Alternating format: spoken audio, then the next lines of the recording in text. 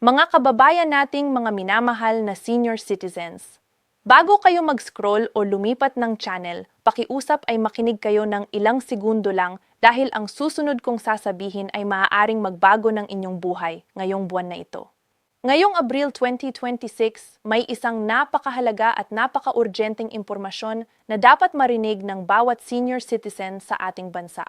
Hindi ito exaggeration, hindi ito clickbait. Ito ay ang purong katotohanan tungkol sa pera na maaaring nasa inyong pangalan, ngayon mismo naghihintay sa inyo at hindi ninyo alam na mayroon pala kayo nito. Ngayon, kung hindi kayo mag-subscribe sa channel na ito, maaaring makaligtaan ninyo ang mga ganitong importanteng update sa hinaharap. Pindutin ang subscribe button at ang notification bell ngayon para palagi kayong may alam bago pa man malaman ng iba. Ito ang channel na nagmamalasakit sa inyong kapakanan. Ngayon, simulan na natin. Ang pinag-uusapan natin ngayon ay ang posibilidad na makatanggap ng hanggang 18 bean to 500 o higit pa bawat buwan mula sa iba't ibang programa ng gobyerno na espesyal na inilaan para sa ating mga minamahal na senior citizens. At ang nakakakilig na katotohanan na gusto kong ibahagi sa inyo ay ito. Napakaraming senior citizens sa ating bansa ang hindi nakakakuha ng buong halaga ng kanilang mga benepisyo. Hindi dahil wala silang karapatan dito, kundi dahil walang nagsabi sa kanila kung paano ito maklaim ng tama. Kaya ngayon dito na tayo magsimula. Uupo tayo ng parang magkaibigan lang tayo na nag-uusap sa loob ng bahay. Walang matatandang salita, walang komplikadong proseso, simpleng paliwanag lang para maintindihan ng lahat. Una, alamin natin kung saan nagmumula ang halagang ito. Ang PA 500 na pinag-uusapan natin ay hindi isang solong malaking tseke na padadalhan ng gobyerno sa inyong pintuan. Hindi ganoon ang sistema. Ang halagang ito ay pinagsama-samang benepisyo mula sa iba't ibang pinagkukunan na kapwa legal, kapwa opisyal at kapwa para sa inyo. Kailangan lang ninyong malaman ang bawat isa at malaman kung paano ito kukunin ng tama. Kaya hayaan ninyo akong ipaliwanag ito ng isa-isa. Ang unang pinagkukunan ng benepisyo ay ang social pension mula sa DSWD o Department of Social Welfare and Development. Ang programang ito ay espesyal na dinisenyo para sa mga tinatawag na indigent senior citizens. Ibig sabihin, ito ay para sa mga senior na taon gulang pataas. Walang regular na pinagkukunan ng kita, walang SSS pension, walang GSIS pension at inaalaga ng kanilang pamilya o ng kanilang komunidad. Ang halaga ng social pension ngayong 2026 ay PH. Bawat buwan o PH3, bawat quarter o 3 buwanan. Ngayon, dahil ang buwan ng Abril ay simula ng ikalawang quarter ng taon, maraming senior citizens ang maaaring makatanggap ng PH 3,000 chose sa iisang beses mula sa programang ito ng DSWD. And napakaksan nito, lalo na para sa mga senior na wala talagang ibang pinagkukunan ng kita. Ngunit narito ang malaking tanong, kasama na ba kayo sa listahan ng DSWD sa inyong barangay? Kung hindi pa, huwag kayong mag-antay pa ng kahit isang araw. Pumunta kayo sa inyong barangay hall ngayon din at itanong kung paano kayo maaaring ma-enroll sa social pension program. Ang inyong barangay social worker ang taong kausapin ninyo. Sila ang nakakaalam ng buong proseso at sila ang tutulong sa inyo para masigurado na ang inyong pangalan ay mapapasama sa listahan ng mga tatanggap ng benepisyong ito. Ang ikalawang pinagkukunan ng benepisyo ay ang SS Pension o ang Social Security System Monthly Pension para sa mga miyembro ng SS na nag-retire na at tumatanggap na ng kanilang regular na benepisyo. Ngayon, ang average na SSS pension ngayon ay nasa pagitan ng hanggang 6,000 bawat buwan. Ngunit ang eksaktong halaga ay depende sa maraming bagay tulad ng inyong contribution history, ang bilang ng inyong credited years of service, at ang inyong average monthly salary credit noong kayo ay aktibong nagbabayad ng SSS contributions. Narito ang isang bagay na gusto kong bigyang diin. Ang ilang miyembro ng SSS ay nakakatanggap ng mas mataas na pensyon kaysa sa iba. Bakit? Dahil nag-apply sila ng mga karagdagang benepisyo tulad ng 13th month pension at ng iba pang kasamang benepisyo na hindi lahat ng pensyado ay alam na mayroon pala sila nito. Tatalakayin natin ito ng mas malalim sa mga susunod na bahagi ng ating pag-uusap ngayon. Ngunit ang punto ko ay ito. huwag ninyong ipalagay na ang inyong SSS pension ay ang pinakamataas na maaari ninyong matanggap. Maaaring may higit pang matatanggap kayo kung susuriin ninyo ng mabuti ang inyong account at ang mga benepisyong maaari ninyong i-claim. Ang ikatlong pinagkukunan ng benepisyo ay ang GSS Pension o Government Service Insurance. A system para sa mga dating empleyado ng gobyerno na nag-retire na. Kung nagtrabaho kayo sa gobyerno at nag-retire na, ang inyong GSIS pension ay karaniwang mas mataas kaysa sa SSS pension. Maaari itong umabot ng 7 hanggang PH po bawat buwan depende sa inyong huling sweldo at sa bilang ng inyong mga taon sa serbisyo ng pamahalaan. At ngayong April 26 ay may napakahalagang anunsyo ang GSS tungkol sa mga karagdagang benepisyo para sa mga pinsyadong 7 taon gulang pataas. Kung kayo ay pit na o higit pa, pakiusap ay makinig ng mabuti sa bahaging ito dahil maaari itong direktang makaapekto sa inyong monthly na kita mula sa GSIS. Ang ikaapat at huling pinagkukunan ng benepisyo na tatalakayin natin ngayon ay ang tinatawag na Senior Citizen Cash o SCA. Ito ay ibinibigay ng ilang lokal na pamahalaan bilang karagdagang tulong sa kanilang mga senior citizens. Ngunit narito ang isang mahalagang paalala tungkol dito. Hindi ito pantay-pantay sa buong bansa. Ang ilang lungsod ay nagbibigay ng PH 500 bawat buwan. Ang iba ay isang o higit pa at may ilang lugar na hindi pa nagpapatupad ng ganitong programa. Kaya mahalagang malaman ninyo kung anong programa ang mayroon sa inyong munisipyo o lungsod. Para malaman ito, pumunta sa inyong City Hall or Municipal Hall at itanong sa opisina ng Social Welfare kung may Senior Citizen Cash Assistance Program sa inyong lugar at kung paano kayo maaaring mag-apply. Ngayon, kapag pinagsama ang lahat ng ito, ang PH Bongo mula sa DSWD Social Pension, ang 6 na LEB na average na SSS pension, ang oigit pa mula sa GSIS para sa mga dating government employees, at ang karagdagang piso mula sa lokal na pamahalaan. Madali itong umabot sa PHHF 5 bawat buwan, ngunit kailangan ninyong mag-qualify at kailangan ninyong maklaim ang bawat isa ng tama. Walang papasok sa inyong bulsa kung hindi ninyo hahanapin at kukunin ito ng aktibo. Ngayon ay pag-usapan natin ang mga pinakabagong update na naganap ngayong Abril 2026 na direktang nakakaapekto sa inyong mga benepisyo. At bago tayo magpatuloy, gusto ko munang sabihin sa inyo na kung kapakipakinabang sa inyo ang impormasyong ito, huwag kayong mag-atubiling i-share ang video na ito sa inyong mga kapamilya, kaibigan at mga kapitbahay na senyor. Baka may isang lolo o lola dyan na desperado ng kailangan ng ganitong impormasyon ngayon. At kung hindi pa kayo nag-subscribe, ngayon ang tamang oras. I-subscribe kayo at i-on ang notification para hindi kayo makaligtaan ng kahit isang importanteng update na tulad ng ganito. Narito na ang unang importanteng update para sa Abril 2026.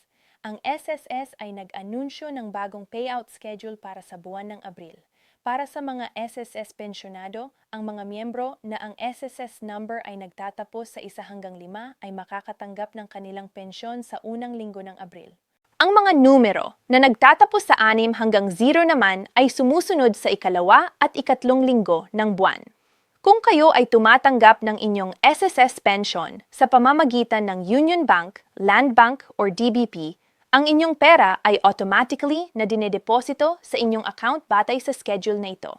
Ngunit kung kayo ay naka-enroll pa rin sa over-the-counter na pag-claim sa mga SSS branches, napakahalaga na marinig ninyo ang paalala ng SSS ngayong buwan. Hinikayat ng SSS ang lahat ng pinsyado na nag-a-avail pa ng over-the-counter na pag-claim na mag-update na ng kanilang payment mode at lumipat na sa digital banking. Ang dahilan ay simple. Ang pag-claim ng personal sa mga SSS branches ay nagdudulot ng mahabang pila lalo na para sa ating mga senior na nahihirapan sa pagtayo ng matagal. Ang paglipat sa digital na paraan ng pagtanggap ng pensyon ay mas mabilis, mas ligtas at mas komportable para sa lahat. Kung wala kayong sariling bank account o hindi kayo sigurado kung paano ito gawin, humingi ng tulong sa inyong mga anak o apo. Kaya nila itong gawin para sa inyo sa loob ng ilang minuto lang.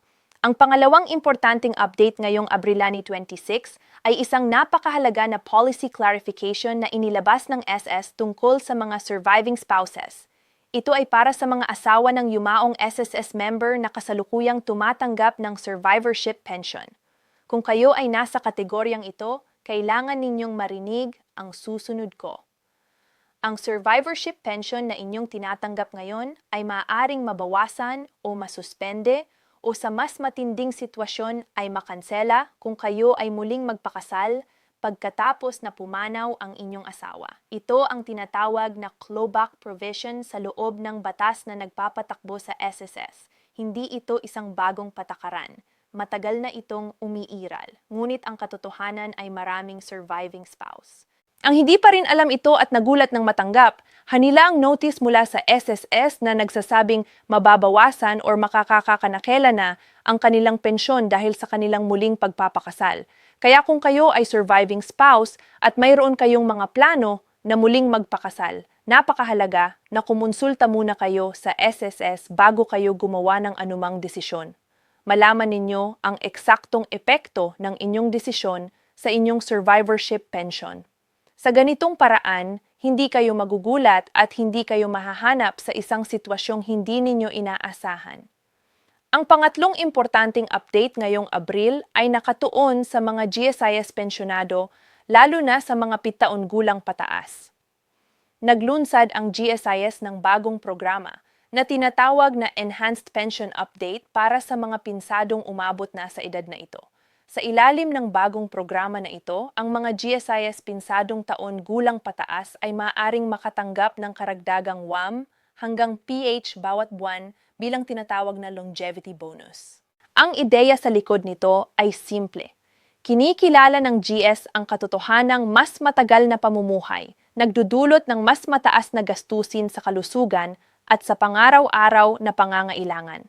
Kaya ito ang paraan ng GSIS ng pagpapakita ng pasasalamat at pagkilala sa mga pensyonadong nakakarating sa ganitong edad.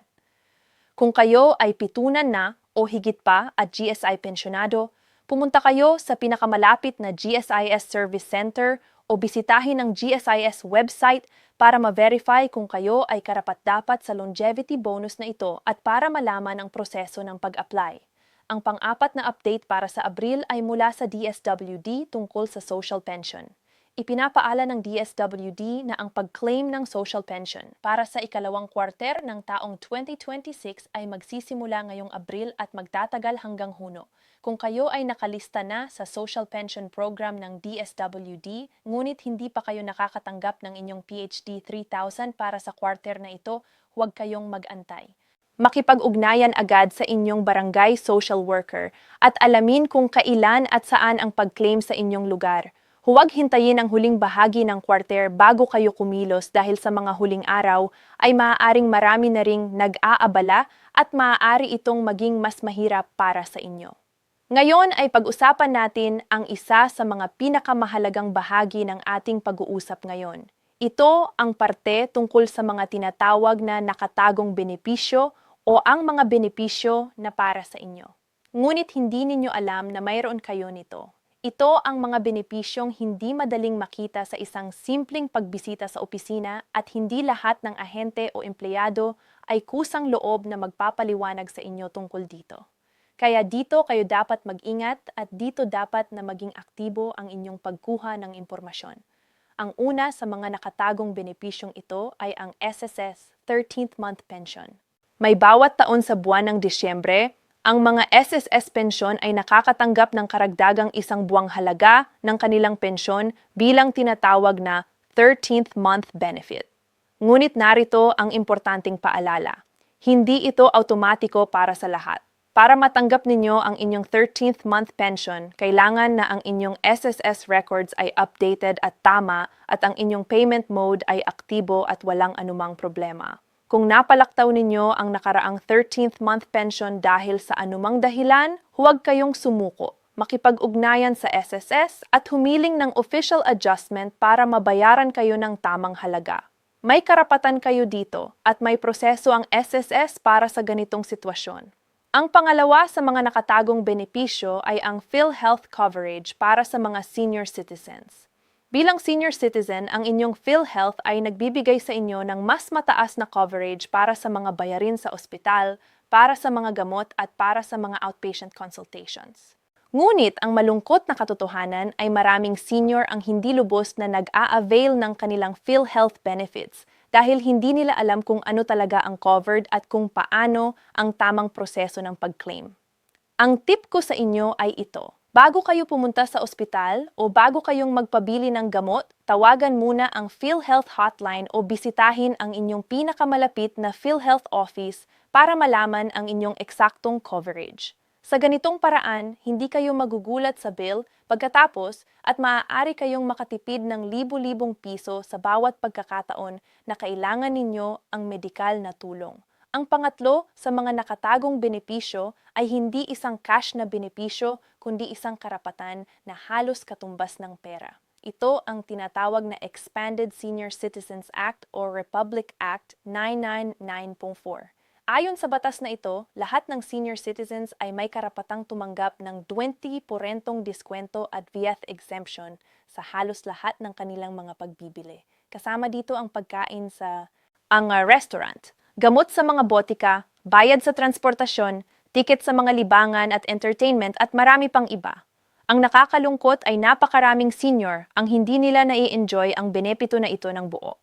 Ang ilan ay nahihiyang mag-present ng kanilang senior citizen ID. Ang ilan naman ay hindi updated ang kanilang ID at ang ilan pa ay hindi alam na may ganitong karapatan pala sila sa lahat ng ito. Kung ang inyong senior citizen ID ay expired na o hindi pa ninyo nakukuha, pumunta kayo agad sa inyong lokal na OSCAR office or Office for Senior Citizens Affairs at i-process ang inyong ID. Ang 2% diskwento na yan ay maaaring mag-ipon sa inyo ng findes hanggang at o bawat buwan depende sa inyong mga gastusin. Sa isang taon, maaaring mag-ipon iyan ng 10 hanggang PH. Malaki ito. Huwag kayong hayaang mawala ang perang ito dahil hindi ninyo nalaman ang inyong karapatan. Ang pang-apat sa mga nakatagong benepisyo ay para lamang sa mga dating empleyado ng gobyerno. And ito ay ang tinatawag na GCS Emergency Loan. Kung kayo ay GCS pensyonado, meron kayong karapatang mag-apply ng emergency loan na ang halaga ay maaaring umabot ng hanggang 3 beses ng inyong monthly pension.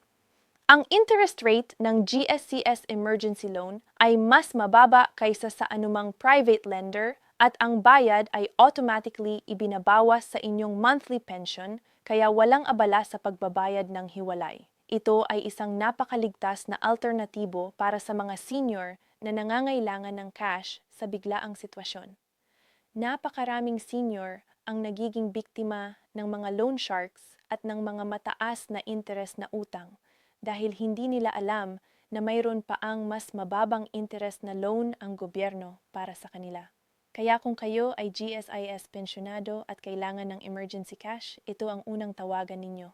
Para sa ating huling bahagi ng pag-uusap ngayon, pag-usapan natin ang mga praktikal na paraan kung paano pinakamabuting pamahalaan ang inyong monthly pension para maramdaman ninyo ang buong halaga nito sa bawat buwan.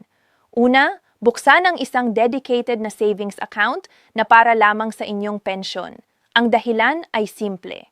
Ngunit napaka-importante kung ang inyong pensyon ay nagsasama sa inyong pangaraw-araw na gastusin sa iisang account. Napakadaling maubusan bago matapos ang buwan at hindi na ninyo malalaman kung saan napunta ang pera.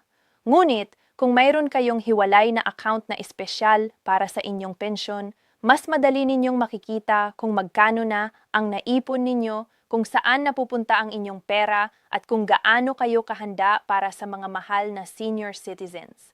Alam ko na maraming impormasyon ang aming ibinahagi sa inyo ngayon, at maaaring medyo marami para matandaan ang lahat ng isa-isa.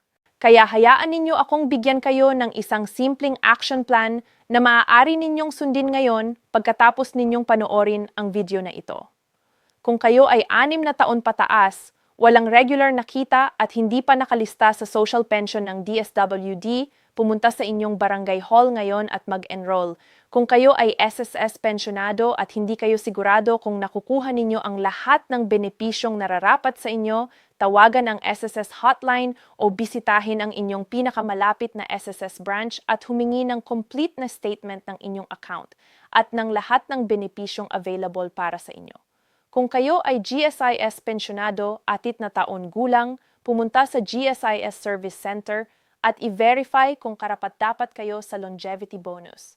Kung ang inyong senior citizen ID ay expired na o wala pa, pumunta sa OSC office ngayon. At kung hindi pa kayo nakasubscribe sa channel na ito, pindutin ang subscribe button.